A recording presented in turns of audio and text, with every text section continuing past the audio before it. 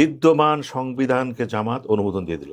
এটা কিন্তু একটা একেবারে বলতে পারেন খুবই মারাত্মক ভুল। যে যত ব্যাখ্যাই দেখ না কেন, আল্লাহ না করুন যদি কখনো নির্বাচন হয়, মধ্যবর্তী হোক বা টার্মের শেষে হোক, সেই সময় কিন্তু প্রেসিডেন্ট থাকবেন মির্জা ফখরুল ইসলাম। বিএনপি যাকে নমিনেশন দিবে আলটিমেটলি সেই পাশ করবে। কারণ আর্টিকেল 70 অনুযায়ী কোনো সংসদ সদস্য এই ভোটিং সিস্টেম বাইরে যেতে পারবে না, গেলে তার পদ থাকবে না।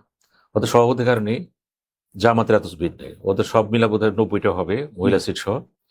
কাজে বিএনপি জয় নিশ্চিত। এখানে মির্জা ফখরুল ইসলাম আলমগীর পেয়েছে, আপনি ধরে নিতে পারেন 20 তারিখে তাহলে কি হতে যাচ্ছে। 20 তারিখ যদি নির্বাচন যদি হয়, যদি কন্টেস্ট হয়, এখানে একটা কথা আছে কিন্তু জামাত ইসলাম ইতিমধ্যেই আমাদের সাবেক মন্ত্রী কর্নেল অবসরপ্রাপ্ত অলি আহমেদকে নমিনেশন দিয়েছে জোট থেকে। এখন জামাতের কাজটা কেন করলো? জামাত কিন্তু আগেই দিয়েছে, কেন জামাতের ধারণা ছিল যে বিএনপি কাকে দেয় আগে দেখি, কিন্তু বিএনপি কাকে দিবে এটা ঘোষণা আগে কিন্তু জামাত নমিনেশন ঘোষণা দিয়ে দিচ্ছে তাকে দিবে সে। এখন আসে, এখন বিএনপি বিরুদ্ধে জামাত যে নমিনেশন নিচ্ছে, দুইটা প্রশ্ন এসে যায় কিন্তু। বিএনপি তো ভালো করেই জানে জুলাই সনদ বাতিল হয়ে গেছে, আর জুলাই সনদের নিয়ম অনুযায়ী যেটা হতো আপনাদের এখানে সর্বোচ্চ পর্যায়ে দেখা যাচ্ছিল যে প্রেসিডেন্ট নির্বাচিত হবে, দ্বিকক্ষ বিশিষ্ট পরিষদ হবে, প্রেসিডেন্টের ক্ষমতা বাড়বে, ভারসাম্য হবে, সেই নির্বাচনে একটা ঘটনা দাঁড়াবে। এখন বিএনপি জামাত ইসলাম যেহেতু জুলাই সনদ হয় নাই, এ কারণে সে সংবিধান কমিটি করা হয়েছে, সরকার করছে কিন্তু, এবং সেখানে 12 সদস্য আসছে। তারা বলছে বিএনপিকে, তারা জামাতকে বলছে, এনসিপিকে বলছে আপনারা এখানে আসেন, আপনারা জয়েন করেন, আমরা মিলেমিশে একটা সংবিধান কিভাবে সংশোধন করা যায় আমরা দেখি। জামাত কিন্তু সেখানে যায়নি। তো জামাত যেহেতু সংবিধান কমিটিতে যায় নাই এবং তারা দুইটা শপথ নিয়েছে, কিন্তু এখন যদি তারা রাষ্ট্র নির্বাচনে যায় তাহলে ধরে নিতে হবে বিদ্যমান সংবিধানকে জামাত অনুমোদন দিয়ে দিল। এটা কিন্তু একটা একেবারে বলতে পারেন খুবই মারাত্মক ভুল। যে যত ব্যাখ্যাই দেখ না কেন, জামাতের পণ্ডিতরা যা বলুক, অপণ্ডিতরা যা বলুক, বুদ্ধিজীবীরা যা বলুক, কথা সরাসরি আপনি কি কারণে এই বিদ্যমান সংবিধানে কেন আপনি প্রার্থী করতে গেলেন? কারণ আপনার তো একটা লক্ষ্য ছিল জুলাই সনদ নিয়ে, আপনি আন্দোলন করতেছেন, তো এটা তাদের একটা মিস্টেক। আমি মনে করি তারা কি না দিলেও পারতেন, উত্তম ছিল। উত্তম না দিলে কি হতো, একটা প্রতিবাদ হয়ে যেত। আমি তো এটা চাইনি, আমি এটা করতে পারি না। আর এখন যদি করে যায়, এখনো সময় আছে, কিন্তু তারা বলতে পারে যে আমরা নির্বাচন করব না। আচ্ছা, তারা উদ্র করতে পারে, উদ্র করতে পারে, কারণ আছে এখানে। এখন মির্জা ফখরের বিরুদ্ধে তো আমাদের কোনো অভিযোগ নেই। যদি বলতে পারে ক্লিন লুক দেন, ইমেজ সম্পন্ন লোক দেন, আগে বলছে তারা এটা। এখন তারা বলছে তাদের ভাষায় কর্নেল ওলি ইমেজ সম্পন্ন লোক। আবার যদি আসেন বিএনপির সবচেয়ে জনপ্রিয়, সবচেয়ে বলতে পারেন অমায়িক লোক, যাকে সব পছন্দ করে, সংগ্রামী মির্জা ফখরুল, তাকে নিয়ে দলের ভিতরে কোনো ক্ষোভ নাই, জনগণের মাঝেও কিন্তু এর ক্ষোভ নাই। কিন্তু এরকম একটা ব্যক্তি কিছু নমিনেশন দিল, তো তার বিরুদ্ধে যখন জামাত ইসলাম ক্যান্ডিডেট দাঁড় করলো, তাও কি দেখেন একজন মুক্তিযোদ্ধা। জামাত প্রমাণ করার চেষ্টা করছে যে আমরা কিন্তু যে মুক্তিযোদ্ধাকে দিয়েছি। এটা তার রাজনৈতিক একটাই বেশ, এটা তার একটা কামিয়ে বিফল করছে। রাজনৈতিকভাবে এটা তার বলবো এটা ভালো কাজ। সে দেখালো যে আমার সাথে মুক্তিযোদ্ধারা আছে, এই মুক্তিযোদ্ধাকে কিন্তু নমিনেশন দিয়েছেন। এটা এক জিনিস। কিন্তু মৌলিক ফান্ডামেন্টাল প্রশ্ন হচ্ছে, আমি যদি এখন জামাত ইসলামকে প্রশ্ন করি, এনসিপিকে প্রশ্ন করি, যে এই সংবিধান আওতায় যদি রাষ্ট্র নির্বাচন হয়, সেখানে আপনারা যাবেন কেন? যাওয়ার কথা না তো আপনাদের। তাহলে জুলাই সনদ যেটা ছিল, যেটা বাতিল হয়ে গেল, আপনারাই কিন্তু সেখানে পিছতে ছুরিকাঘাত করে দিলেন। এটা দ্বিচারিতা কিন্তু না। এটা করলেও কতটুকু আসলে মাইলেজ পেত, এটার কোনো ফলাফল নাই। হতে পারতো যদি বিএনপি এমন কাউকে পদপ্রার্থী করতো যিনি চরম বিতর্কিত, খেয়াল করবেন, কিন্তু তখন তারা হয়তো প্রতিবাদ সরানো দিলাম, এটাকে মানুষ গ্রহণ করতো। কিন্তু প্রতি বছর দিলেও 70 অনুচ্ছেদ যতক্ষণ পর্যন্ত আছে, এখানে তো আর অন্য কোনো কিছু হবার হওয়ার, তো প্রতিবাদ করলাম যে আমরা এই লোকরা পছন্দ করি না। কিন্তু এখন যেটা হলো, বিএনপির সবচেয়ে জনপ্রিয় লোক, পাবলিক জায়গায় পছন্দ করে, দল পছন্দ করে, তার বিরুদ্ধে তার নমিনেশন দিয়ে দিচ্ছেন। এর অর্থ হলো জুলাই সনদকে কিন্তু আপনি প্রশ্নবোধ করে দিলেন।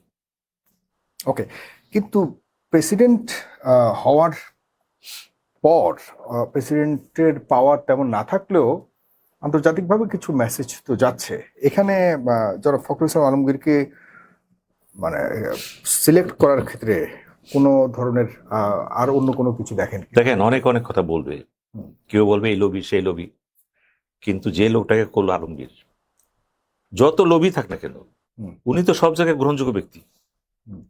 এই ধরনের গ্রহণযোগ্যতা কোন বিষয়ে বড় কথা না, তো বড় কথা হলো তাকে দল তো বলতেছে ইয়েস, বিএনপি পন্থী লোকেরা বলতেছে ইয়েস, জনসমাজ ইয়েস, তাকে নিয়ে কিন্তু পন্থা আসবে না। তারপর কথা আছে, এত বড় একটা পদ, গুরুত্বপূর্ণ পদ, এই পদের খেলা তো সামনে।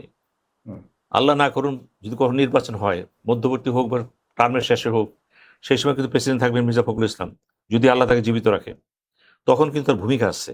বিএনপি কিন্তু এই জিনিসটা মাথায় রাখছে কিন্তু, যে ওই সময় যদি আমাদের লোক না থাকে তাহলে সমস্যা। এর মধ্যে যদি বিএনপি যদি সংবিধান সংশোধন করে রাষ্ট্রপতির ক্ষমতা কিছুটা বাড়ায় দেয়, তাহলে তার ক্ষমতা কিছুটা বাড়বে। আর এখন যেটা হবে, বাড়লেও কিন্তু ঘুরে ফিরে কি হবে, রাষ্ট্রপতি তো বিএনপির অত্যন্ত আপন লোক এবং বলতে পারেন তারেক রহমানের খুবই প্রিয় ব্যক্তি সে।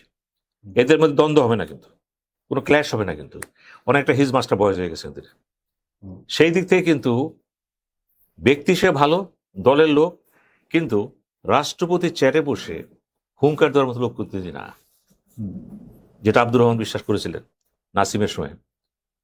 অলমোস্ট তিনি কি পদক্ষেপ নিয়েছিলেন সেই সময়, আমাদের চিফ অ্যাডভাইজার ছিলেন হাফিজুর রহমান শেডি, উনি কিন্তু বলেছিলেন আমি কিছু জানি না কি হইতেছে, কারণ আর্টিকেল 61 অনুযায়ী ক্ষমতা ছিল, ওরা ডিফেন্স ছিল রাষ্ট্রপতির আওতায়, এটি ছিল সুবিধা। কিন্তু এখন ক্রাইসিস পিরিয়ডে কিন্তু দলের লোক কথা বলে, দলের জন্য কথা বলে। এখন এই ক্ষেত্রে দেখতে হবে ব্যক্তির দৃঢ়তা কতটুকু আছে, সংগঠনের দৃঢ়তা কত আছে। রাষ্ট্রপতির চেয়ারে বসে কিন্তু যে কাজটা আপনাকে করতে হবে, সেই কাজ কিন্তু মহাসচিবের চেয়ারে বসে করা যাবে না। এখানে আন্তর্জাতিক কোনো চয়েস ছিল কিনা, বা এখানে কোনো আন্তর্জাতিক হস্তক্ষেপ ছিল? চয়েসটা আপনার কাজ, যেদের নাম আসছে এখানে দেখেন, একটা